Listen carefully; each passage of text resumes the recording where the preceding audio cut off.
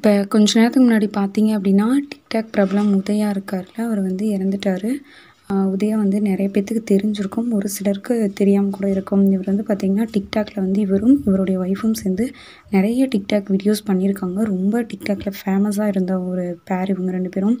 இவங்களுக்கு பார்த்தீங்க அப்படின்னா, மேரேஜ் ஆனதுலேருந்து, அதுக்கப்புறம் அவங்க ப்ரெக்னென்ட்டா இருக்கும்போதும், அப்புறம் டெலிவரி ஆனதுக்கப்புறமுமே தொடர்ந்து ஒரு அட்டாச்டாவே இருந்தாங்க. டிக்டாக்லேயும் சரி, அதுக்கப்புறம் யூடியூப்ல தனியா வந்து ஒரு சேனல் ஆரம்பிச்சு, உதயா சுமதி அஃபிஷியல் அப்படிங்கிற சேனலையும் நல்லா ரன் பண்ணிட்டுருந்தாங்க.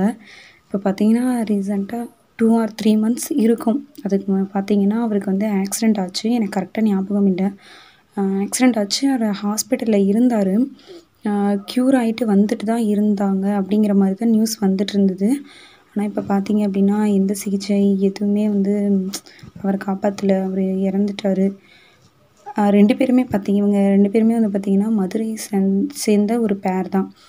இவங்க வந்து லவ் பண்ணி மேரேஜ் பண்ணிக்கிட்டாங்க. அ அது உதயாவா இருக்கட்டும், இல்ல சுமதியா இருக்கட்டும் 2 பேரோட ஃபேமிலி பேக்ரவுண்ட் அப்படின்னு பார்த்தீங்கன்னா, உண்மையா 0 தான்.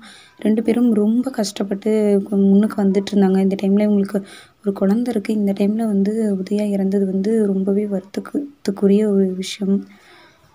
இந்த டைம்ல வந்து இவரு இறந்திருக்காரு. ரொம்பவே அவங்க ஃபேமிலிக்கு ரொம்பவே கஷ்டமா இருக்கும். இவருக்கு வந்து அப்பா கிடையாது. அவங்களுக்கும் வந்து அந்த அளவுக்கு சப்போர்ட் கிடையாது. இவங்க அம்மா, இவங்க ஒய்ஃப் 2 பேரையும் பார்த்துக்கிட்டது உதயா தான்.